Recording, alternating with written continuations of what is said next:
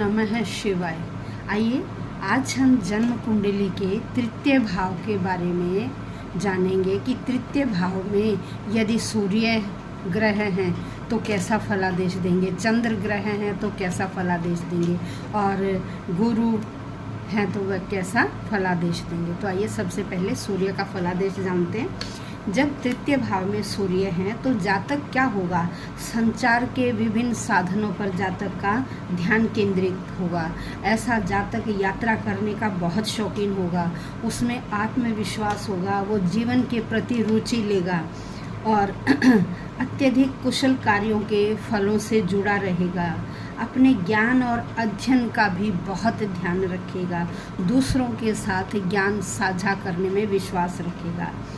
यदि यहाँ किसी क्रूर ग्रह की दृष्टि है तो क्या होगा, इस फलादेश में थोड़ी सी कमी आ जाएगी। अब यदि तृतीय भाव में ही चंद्रमा है तो जातक कैसा होगा, जातक रचनात्मक प्रवृत्ति का होगा, उसका सहज स्वभाव होगा, वह दूसरे की भावनाओं के प्रति ग्रहणशील होगा और किसी भी चीज़ को बहुत आसानी से वह ग्रहण कर लेगा, सीख लेगा।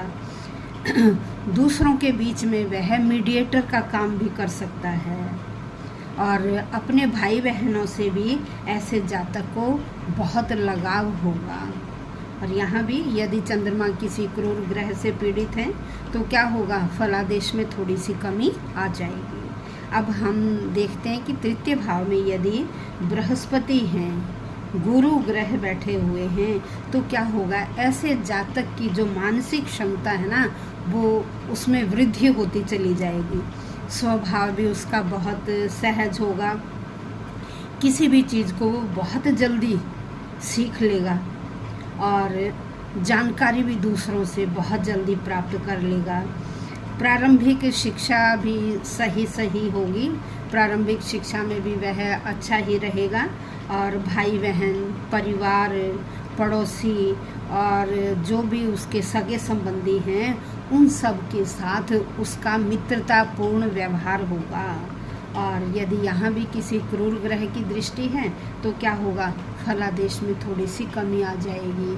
तो आज हमने तृतीय भाव में यदि सूर्य ग्रह हैं, चंद्र ग्रह हैं और बृहस्पति ग्रह हैं तो उसका क्या फलादेश होता है, यह आज हमने जाना। धन्यवाद।